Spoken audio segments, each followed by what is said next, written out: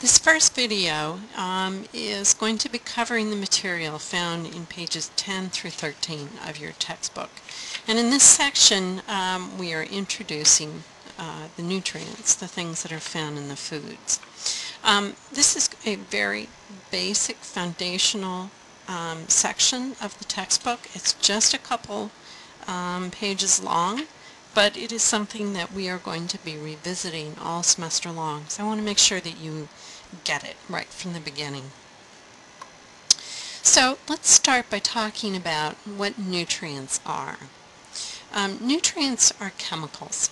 Some people think chemicals are bad for you, but the reality is we are nothing really but a bag of chemicals. So chemicals that are essential for life are called nutrients. And in nutrition, essential has some very specific meanings. Okay, essential means that we have to get them from somewhere else. We are incapable of making them ourselves. There are some organisms, like bacteria, who are able to synthesize a whole bunch of different compounds that we can't from just simple elements. We, on the other hand, we are omnivores. We have evolved to rely on a diet that comes from a mixture of sources. And so if we ever had the ability to make these nutrients, we've lost them because we didn't really need them. So now we're in the position where we absolutely have to get them from our foods. The second meaning that we have from essential is that getting them in our diet is not optional. If we don't get them in our diet, we die, and that's that. So let's start by talking about why we need the nutrients. Why do we need them? What does our body do with them? There's really three reasons why our body needs them. And even though we're going to be spending a large part of the semester telling you that there's 50 million different reasons, they all fall into three basic categories. First of all, a major function of the nutrients is to supply energy. Plants can get it from the sunlight. We're stuck. We've got to get it from our food, from nutrients. The second reason is that some of the nutrients are used to build us. We start out as a sperm and an egg. It gets fused. It's two cells made into one, and all of the stuff that goes into that one cell came from your parents, pre-existing stuff. But everything after that, so think about going from one cell to who you are today, everything that went into that had to go through the plasma membrane, and the only way that you get stuff through the plasma membrane is if it comes in the form of nutrients. So everything after that point was built from nutrients. And finally, some nutrients are used to regulate body processes. Now that's a very broad word, regulate body processes. And it has a lot of meanings packed into it. But you've probably had enough biology by now that you are familiar with things like hormones and enzymes and receptors, and that's what we mean by regulate. And all of those come from the nutrients. Overall, the nutrients can be grouped into 6 classes that behave similarly. They have similar distributions in the food, similar functions, and similar chemical compositions, and that's primarily the basis for their classification is their chemical structure. So those 6 classes are the lipids, water, minerals, proteins, carbohydrates, and vitamins. Those 6 nutrients can be further grouped into 2, macronutrients and micronutrients. Now when you hear macro, that suggests big things. These macronutrients are not big just because they're big molecules, although technically they do tend to be bigger than the micronutrients. The reason that they're called macronutrients is because we need lots of them, more so than the other nutrients. And why do we need lots of them? Because we consume them. We take them in as proteins, lipids, and carbohydrates, and then in turn we break them down and turn them into carbon dioxide, water, and urea. And that's how we make ATP. So once they're made into that form, those forms, you can't remake them. And so we always have to be getting more in our diet to stay alive. The micronutrients, on the other hand, are not chemically changed by our bodies after we consume them. And so they can be recycled. And they don't really change form with some modifications and customization. They get recycled. And so for that reason, we need them in smaller amounts. And the 3 groups that fall into the micronutrient categories are the vitamins, the minerals, and water. So that's the information that I wanted to let you know about the nutrients. So in the chapter, it talks about which of the various nutrients are involved in those 3 functions. And what I'd like to do, have you do actually, is to make a concept map of the nutrients, incorporating all of the information that's in this part of the chapter, just to make sure that you've learned it. And a good way to do that is to use a technique called concept mapping. Concept mapping is a way of representing what's in your head and putting it down on paper so that you can express and organize for yourself the relationships between all of these terms that you're using. It's really helpful when you've got information that's hierarchical, where something is a subcategory of something else but is related to something else, la. So I'd like to teach you this technique. We will be using it throughout the semester whenever I think it might be helpful. So I'd like to start with an example that we all know something about, and that is UMBC. So when you are concept mapping, what you want to do is define it and then try to think about what it is that makes it unique and distinguishes it from everything else, because that is what a definition is.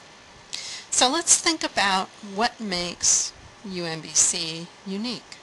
What makes it different from UMCP or Towson, for example. Okay, so I'm just going to make a list of some things that I think of, what makes it unique.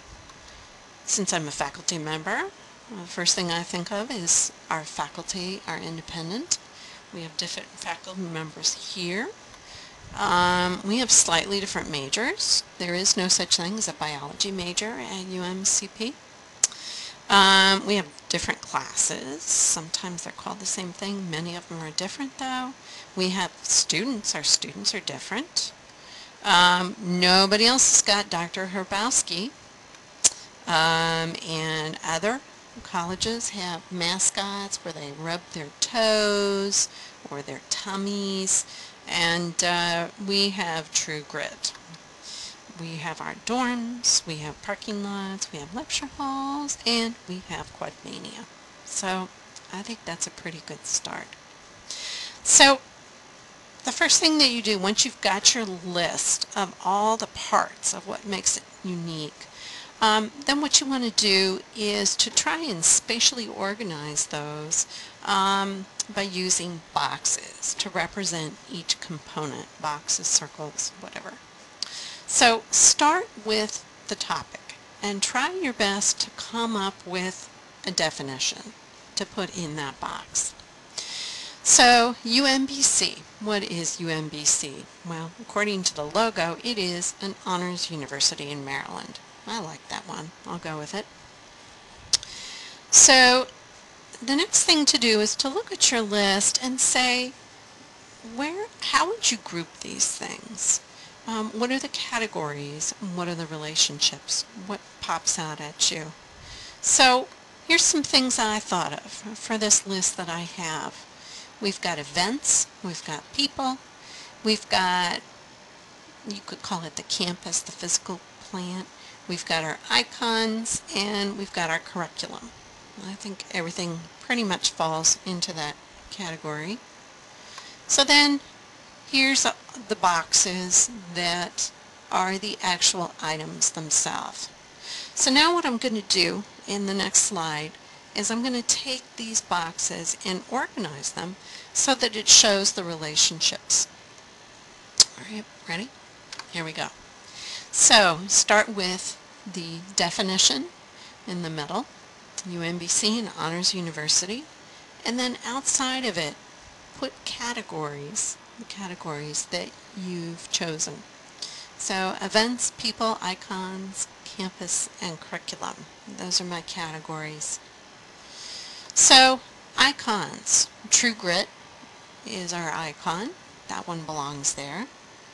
And how about campus? Campus consists of dorms and parking lots. Of course, there's other buildings there too. There's grass, but as you can see, I only have so much room on my paper. Curriculum. Our curriculum is organized into majors. And each major consists of a bunch of classes that you have to take, right? Okay. Events, that's Quadmania. I'm sure there's others. And then people, that's where students, faculty, and Dr. Rabowski belong. Okay, so that's my finished concept map. So after I've got it out there and I've got my first go at it, that's the point to start looking at, are these categories necessarily exclusive? Or are some of these things that I've put there better organized to reflect a different relationship? This is the point to question your organization. So the first thing I want to look at is I want to look at Dr. Hrabowski here. What should we do with him? Part of me thought maybe I should make him an icon because he certainly is a public representation of what UMBC is about. But he's also, is he a faculty member? I don't know. I think he was at one point, but I don't think he's ever been one at UMBC. So I'm going to take this link and put it between there and make a comment, and then just because I'm not sure, I'm going to turn it a different color. When you're doing this, you can put dotted lines or something just to indicate that it's conditional or questioner.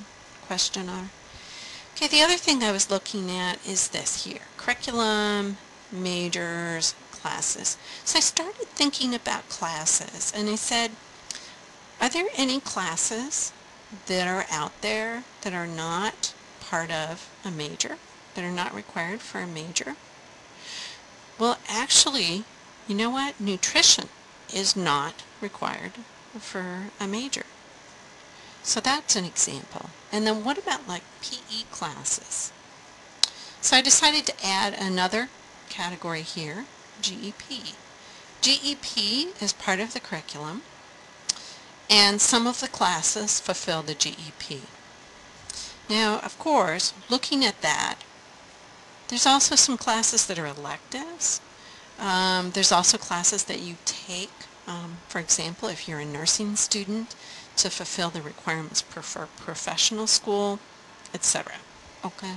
So the point is, by putting this map out here, it makes these relationships apparent, and that's when you can begin to question, reorganize, and see the extent to which your ideas about how things fit together may or may not work.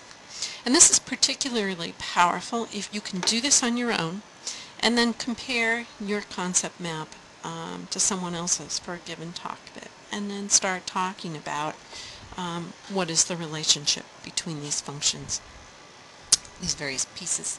Okay, so that's UMBC. All right. But now what I'd like for you to do is to take a turn at concept mapping the nutrients. Okay, so before I do that, I want to just introduce something that you're going to see in these videos.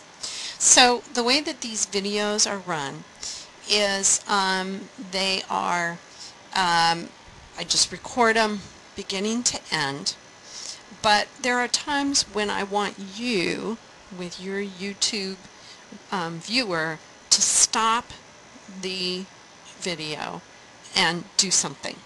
You know, it really helps if you just stop and do these particular things.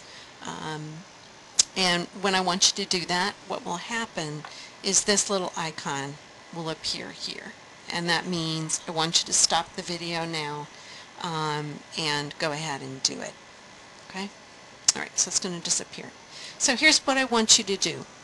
I want you to make a concept map of the nutrients, including their functions: energy, structure, or regulation. Which of the nutrients are involved in energy, which are involved in structure, which are involved in regulation, for all 6 of those classes. Okay? Alright, go.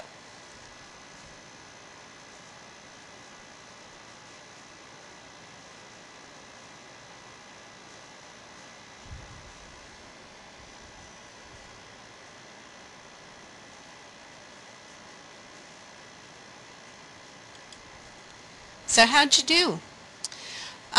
What I'd like for you to do is now take that concept map and compare it to figure 1.10, which just happens to be on page 10 of your textbook.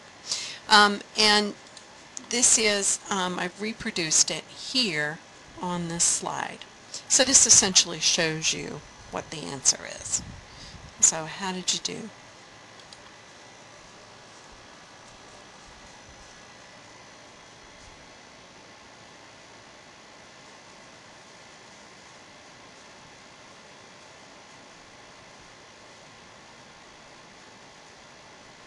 So in the quiz, which is going to follow, which you need to take before our second class meeting, I'm going to ask you some questions about this particular figure.